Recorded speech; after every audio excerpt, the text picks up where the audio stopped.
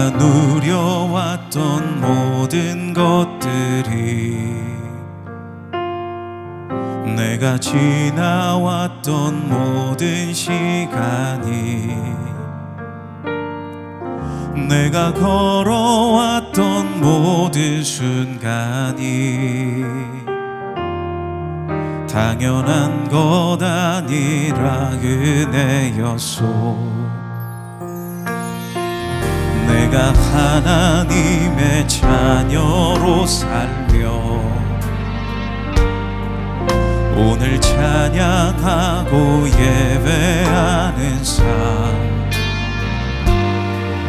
복음을 전할 수 있는 축복이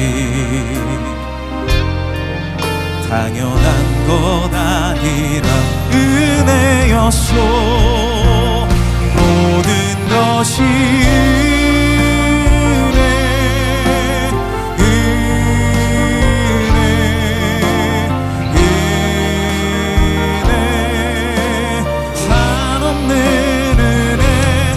삶에 당연한 것 하나도 없었던 것을, 모든 것이 은혜였소. 모든 것이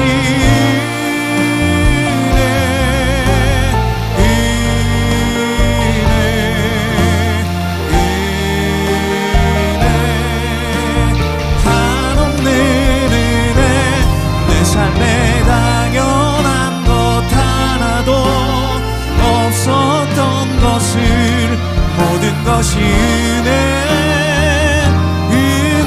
은혜였소.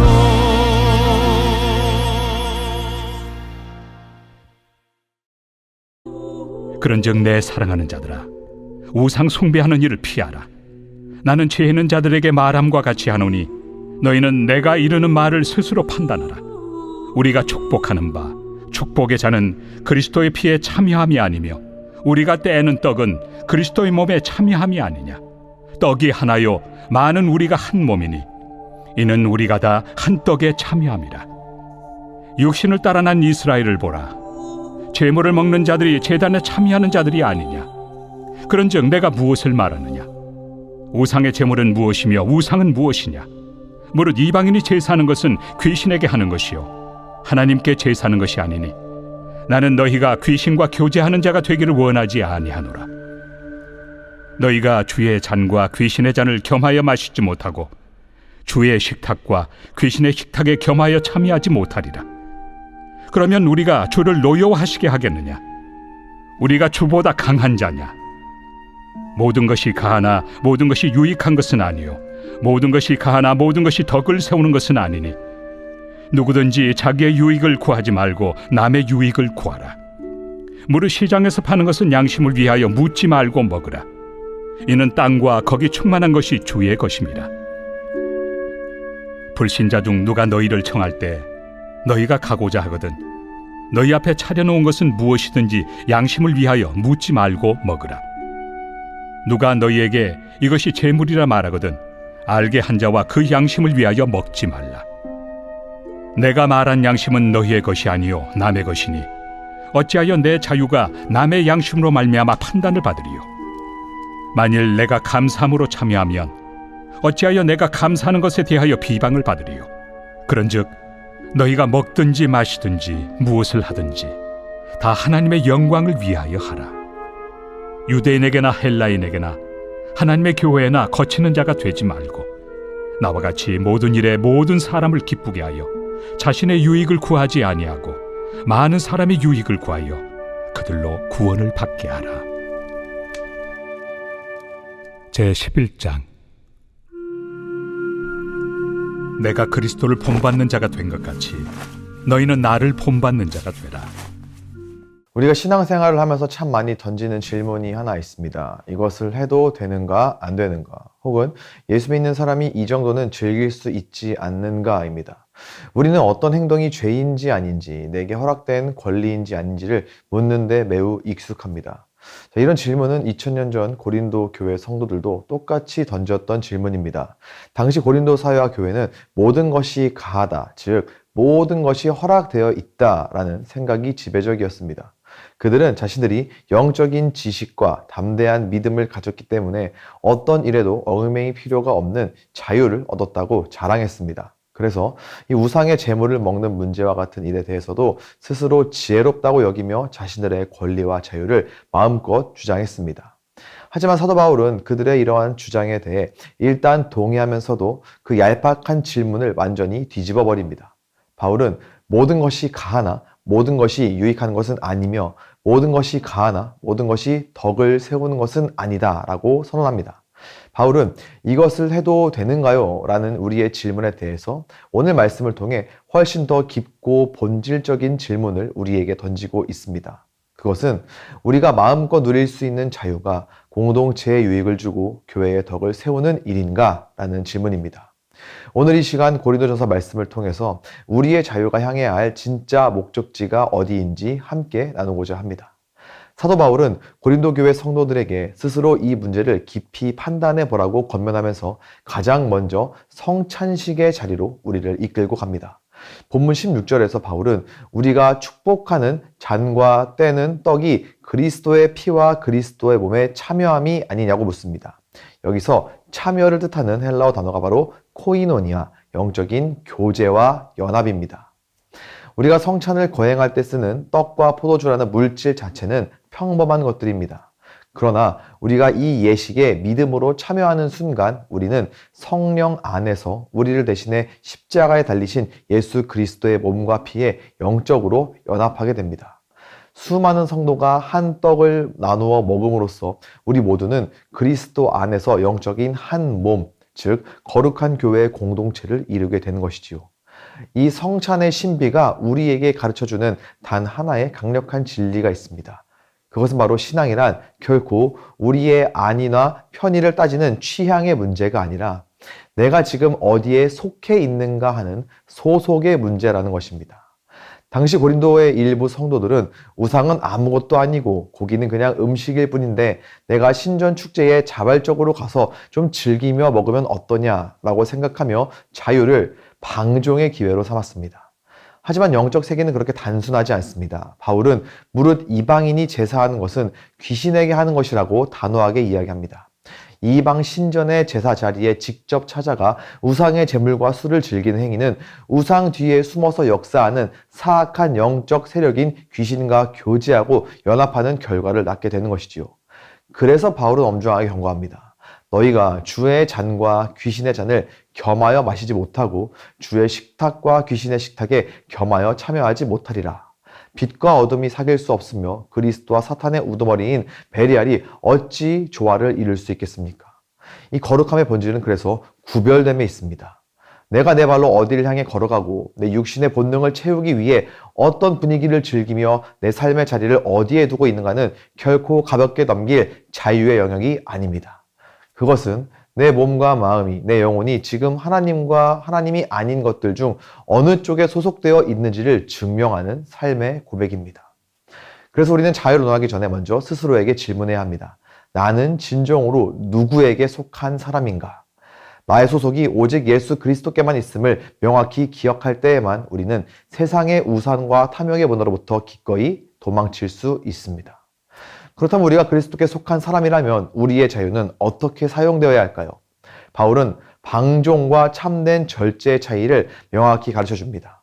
방종은 내가 할 수 있는 권리가 있다는 이유만으로 내가 하고 싶은 대로 다 하는 것입니다.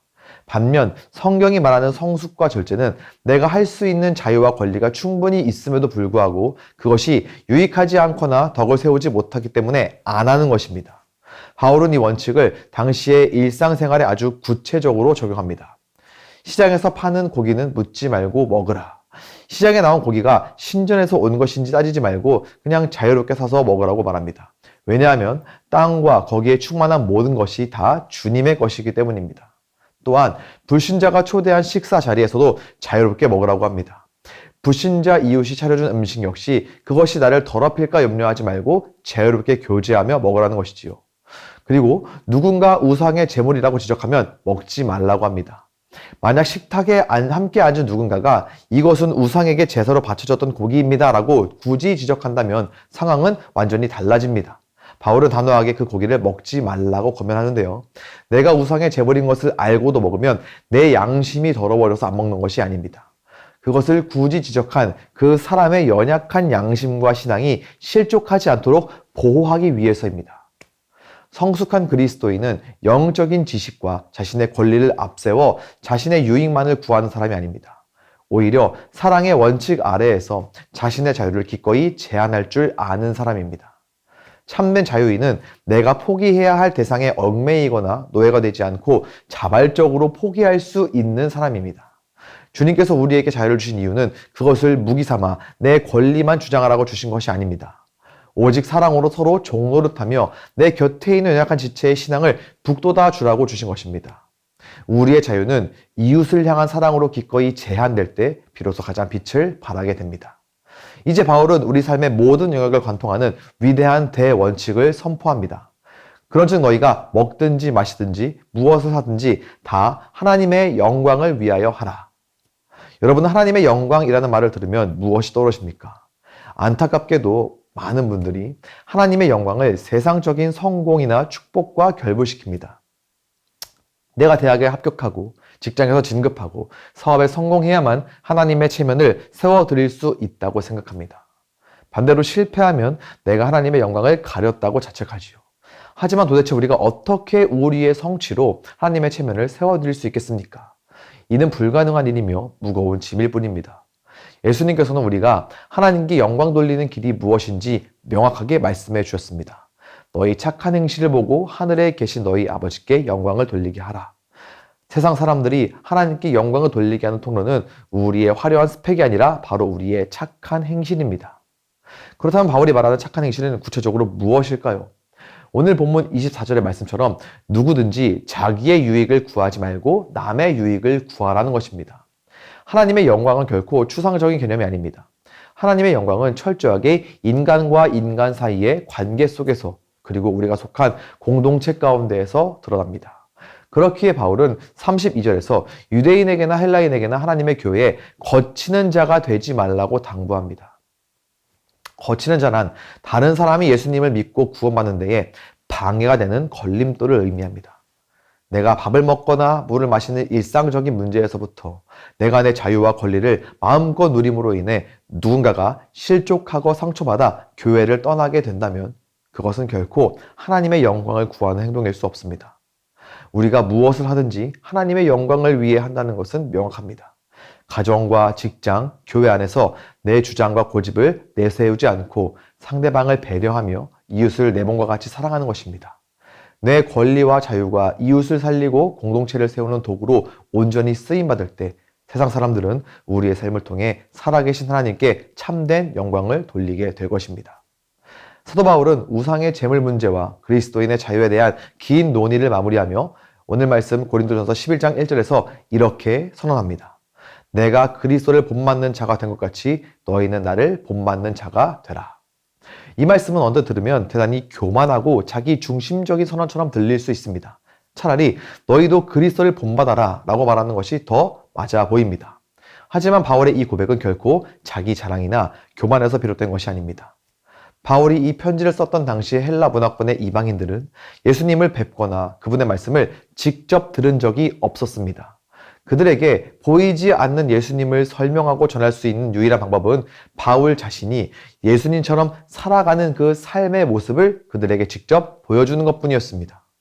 예수님께서 바울의 복음을 전할 택할 그릇으로 부르셨던 것처럼 주께서 바울을 복음을 전할 그 택한 그릇으로 부르셨던 것처럼 그릇의 목적은 자신을 뽐내는 것이 아니라 그 안에 담긴 것을 세상에 보여주는 것입니다.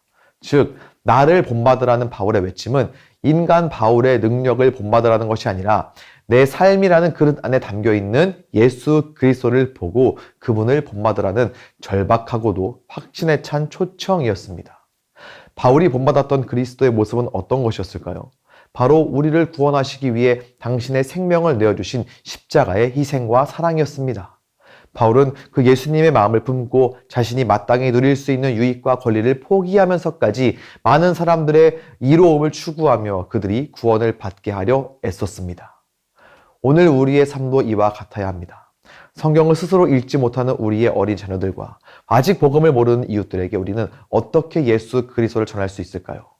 부모가 먼저 가정에서, 직장에서, 그리고 교회에서 그리스도처럼 살아내려고 애쓰는 그 뒷모습을 보여주는 길 외에는 다른 방법이 없습니다. 인생에서 가장 성공한 삶은 세상의 물질이나 재능을 자랑하는 삶이 아니라 자녀와 이웃을 향해 예수님을 닮고 살아가는 나의 삶을 본받으라고 겸손하면서도 당당하게 말할 수 있는 삶입니다. 우리의 일상적인 선택과 사랑의 절제가 누군가에게는 그리스도를 만나고 구원에 이르는 유일한 통로가 됨을 기억하시기 바랍니다. 사랑하는 성도 여러분, 우리는 예수 그리스도의 십자가 은혜로 말미암아 참으로 자유로운 사람들입니다. 우리에게는 모든 것을 할 수 있는 자유와 권리가 주어졌습니다. 그러나 성경이 가르치는 그리스도인의 자유는 결코 나 자신만을 위한 권리 주장이나 방종에서 멈추지 않습니다. 진정한 자유는 오히려 사랑하기 때문에 스스로 절제하고 기꺼이 나의 권리를 포기할 수 있는 능력입니다. 우리가 진정으로 그리스도께 속한 사람이라면 우리의 자유는 철저히 이웃을 향한 사랑으로 제한되어야 합니다. 내 권리보다 연약한 지체의 양심과 신앙을 먼저 살피며 교회의 덕을 세우고 내 유익보다 많은 사람의 이로움을 구하여 그들을 구원에 이르게 하는 생명의 통로가 되어야 합니다. 그것이 바로 먹든지 마시든지 무엇을 하든지 다 하나님의 영광을 위하여 사는 참된 신앙인의 모습입니다. 오늘 이 시간 우리 자신에게 다시 한번 물어보기를 원합니다. 우리의 자유는 지금 누구를 살리고 있는가? 나의 삶이, 나의 작은 선택과 절제가 누군가에게는 예수 그리스도의 사랑을 보여주는 거룩한 거울이요 생명의 그릇이 되기를 간절히 소망합니다. 우리의 착한 행실과 남을 위한 배려를 통해 세상 사람들이 하나님께 영광을 돌리고 이 땅의 교회가 진정한 소망과 빛으로 온전히 서게 되기를 우리 구주 예수 그리스도 이름으로 간절히 축원합니다. 이 시간 함께 기도하시겠습니다. 먼저 기도하실 때 우리가 세상의 헛된 우상과 육신의 정욕을 즐기는 자리에서 돌이켜 오직 예수 그리스도께 속한 자임을 날마다 기억하게 하옵소서. 아멘. 둘째로 내 곁에 있는 연약한 지체의 양심을 먼저 살피게 하시고 먹든지 마시든지 무엇을 하든지 오직 남의 유익을 구함으로 우리의 선택이 교회의 덕을 세우고 하나님의 영광을 드러내는 착한 행실이 되게 하옵소서. 아멘. 마지막으로 우리 자녀들과 아직 주님을 모르는 이웃들이 그리스도를 닮아가는 우리의 뒷모습을 보고 주님을 만나게 하시고 우리의 사랑과 절제가 그들을 구원으로 인도하는 축복의 통로가 되게 역사하여 주옵소서. 아멘. 함께 기도하시겠습니다.